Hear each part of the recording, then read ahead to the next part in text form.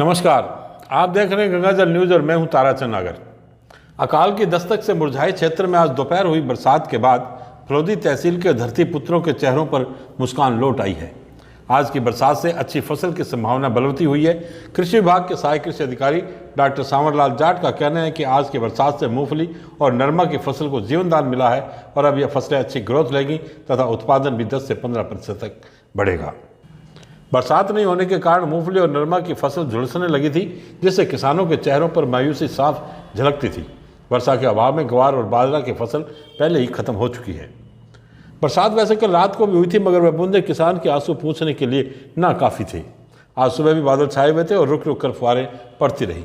करीब 12:15 बजे से 1:15 बजे तक बादल झूम के बरसे, जिससे किसानों की चिंता दूर हुई और अच्छी फसल की संभावनाएं बनी। सहायक कृषि अधिकारी डॉक्टर सांवरलाल जाट ने बताया कि इस बार अनुमान है कि फलोदी तहसील क्षेत्र में करीब 10,000 हेक्टेयर में नरमा कपास और मूंगफली की करीब 6,000 हेक्टेयर में बुआई हुई है। हालांकि यह क्षेत्रफल गत वर्ष से कम है, लेकिन किसानों का रुझान ग्वार बाजरा से हटकर अब इन फसलों की ओर अधिक है। इसका उत्पादन भी अच्छा होता है और बाजार में भाव भी ऊंचे हैं। बारानी क्षेत्र में वैसे भी नरमा कपास और मूंगफली की पैदावार नहीं होती। सिंचित क्षेत्र में अब फसलें अच्छी होने का अनुमान है। फलोदी तहसील में फलोदी के अलावा ननेऊ, खारा, भोजासर, गिरदावरी क्षेत्र शामिल हैं।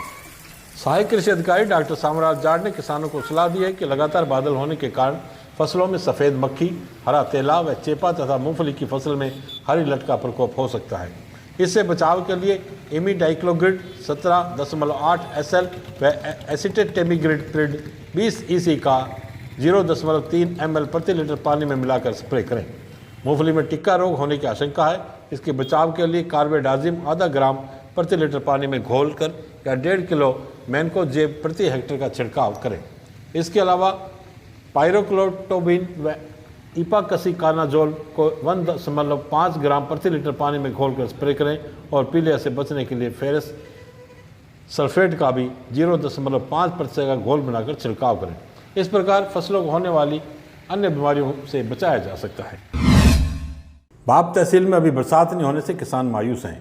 ग्राम पंचायत सुरपुर बजरंग नगर से सुभाष ने बताया कि पानी के अभाव में फसलें जलने लगी और अकाल की स्थिति बनी हुई है। बरसात नहीं होने के कारण अनेक स्थानों पर तो बीज उगे नहीं और जहां पौधे नजर आने लगे वहां बरसात के अभाव में फसलें जल गई हैं। पंचायत राज चुनाव की मतगणना कल सुबह शुरू होगी। इसके साथ ही उम्मीदवारों की हार जीत का फैसला भी हो जाएगा। 3 चरणों में चुनाव में EVM में बंद प्रत्याशियों के भाग्य का पिटारा कल सुबह खुलेगा। जोधपुर जिले में जिला परिषद व पंचायत समिति सदस्यों के पदों के लिए मतगणना सुबह 9 बजे राजकीय महिला पॉलिटेक्निक कॉलेज, राजकीय पुरुष पॉलिटेक्निक कॉलेज व TTC में होगी। मतगणना स्थल पर सुरक्षा व्यवस्था का जांचने के लिए आज जिला पुलिस प्रशासन के अधिकारियों ने जायजा लिया। जोधपुर जिले की 21 पंचायत समितियों फलोदी, पाप, घटियाली, केरू, मंडोर, ओसियां, तिवरी, शेरगढ़, बालेसर, सेखाला, चामू, लोहावट, बापेनी, आऊ, देचू, भोपालगढ़, बावड़ी, बिलाड़ा, पिपाड़ सिटी, लूणी व धवा पंचायत समिति क्षेत्रों में 3 चरणों में मतदान हुआ था। मतगणना सुबह 9 बजे प्रारंभ होगी। दूसरा दशक के संस्थापक पद्म भूषण स्वर्गीय अनिल बोरदिया की 9वीं पुण्यतिथि पर भटरों के टांके पर स्थित कार्यालय परिसर में कल रात भक्ति संध्या का आयोजन किया गया। भक्ति संध्या में लोकप्रिय सारंगी वादक पद्मश्री अवार्ड प्राप्त उस्ताद लाखे खान ने कबीर, तुलसी, कृष्ण भक्ति के भजनों व लोकगीतों से श्रोताओं को भाव विभोर कर दिया। पद्मश्री लाखे खान का शाल उड़ाकर वह अभिनंदन पत्र प्रदान कर सम्मान किया गया। वरिष्ठ चिकित्सक डॉक्टर दिनेश शर्मा ने कहा कि लाखे खान ने देश विदेश में हमारी मरुभूमि को गौरवान्वित किया है, इसके लिए हम इनके ऋणी हैं।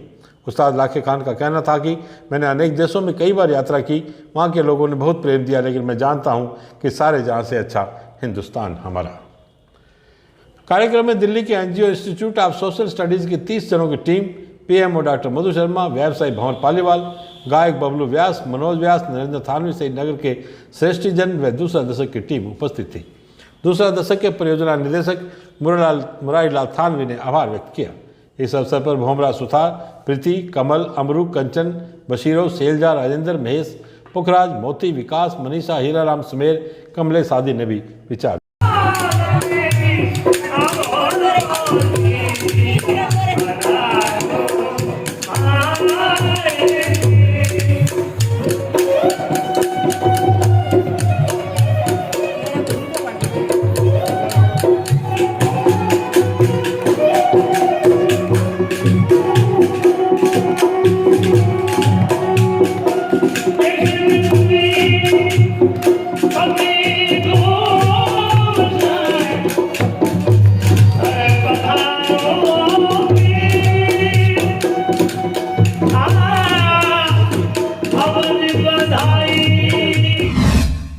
जैन धर्मावलंबियों का पर्युषण पर्व आज हर्षोल्लास के साथ प्रारंभ हुआ।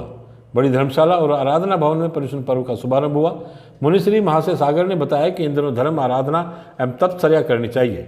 जैन समाज के प्रमुख लोगों गौतम चंद झाबक, महेश कोठारी, पुष्पलाल झाबक, हर्ष कोठारी, मांगीलाल गुलेचा, अशोक कोचर, पन्नालाल लुक्कड़ आदि ने पर्युषण पर्व धूमधाम से मनाने का आग्रह किया। जैन मित्र मंडल ने स्नात्र पूजा एवं भक्ति का आयोजन कोविड नियमों के तहत करने की बात कही है। बाबा रामदेव नर्सिंग होम में भीम बंधु जोधपुर के संयुक्त तत्वावधान में 5 सितंबर शिक्षक दिवस पर शिक्षकों का सम्मान किया जाएगा। सम्मान समारोह नगरपालिका टाउन हॉल में सुबह 11 बजे प्रारंभ होगा। सामाजिक कार्यकर्ता मोडाराम मेघवाल ने बताया कि समारोह में फलोदी, लोहावट, बाप, देचू सहित आसपास के शिक्षकों का सम्मान किया जाएगा।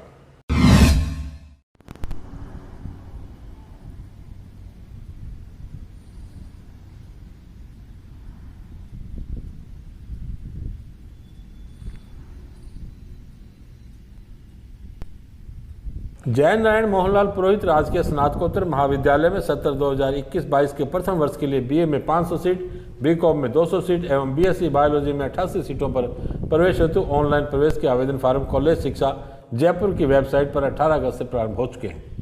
प्रवेश नोडल अधिकारी अशोक कुमार ने बताया कि आवेदन करने की अंतिम तिथि में अभिवृद्धि हो जाने के कारण अब विद्यार्थी 7 सितंबर तक आवेदन कर सकते हैं। आज शाम 4:30 बजे तक प्रवेश के लिए बीए में 500 सीटों के लिए 833, बीकॉम में 200 सीटों के लिए 116 फार्म एवं बीएससी बायोलॉजी में 88 सीटों के लिए 130 फार्म प्रवेश हेतु ऑनलाइन प्राप्त हो चुके हैं। प्राचार्य डॉक्टर संजय पुरोहित ने बताया कि ऑनलाइन आवेदन करने के लिए वर्ष 2019-20 व 2021 में माध्यमिक शिक्षा बोर्ड राजस्थान और सीबीएसई से 12वीं कक्षा उत्तीर्ण करने वाले अभ्यर्थियों के लिए मूल अंक तालिका, टीसी एवं चरित्र प्रमाण पत्र की आवश्यकता नहीं है। वे अपनी मूल सितंबर माह में आयोजित होने वाली प्रतियोगिता परीक्षाओं में शामिल होने के लिए रोडवेज की बसों से यात्रा करने वाले प्रतिभागियों को फलोदी डिपो की सभी बसों में निःशुल्क सुविधा का लाभ दिया जाएगा। मुख्य प्रबंधक लालचंद चाटक ने बताया कि प्रतिभागियों से परीक्षा से एक दिन पूर्व और पश्चात एवं परीक्षा दिवस के दिन घर से परीक्षा केंद्र व परीक्षा केंद्र से घर आने की निःशुल्क यात्रा की सुविधा प्रदान की जाएगी। प्रतियोगिता परीक्षार्थी अपना निःशुल्क यात्रा टिकट परिचालक अथवा बुकिंग से परीक्षा प्रवेश पत्र एवं फोटो युक्त पहचान पत्र दिखाकर प्राप्त कर सकते हैं। आज बस इतने समाचार। कल फिर आपसे मुलाकात होगी। तब तक के लिए मुझे दे आगे। धन्यवाद। शुभ रात्रि।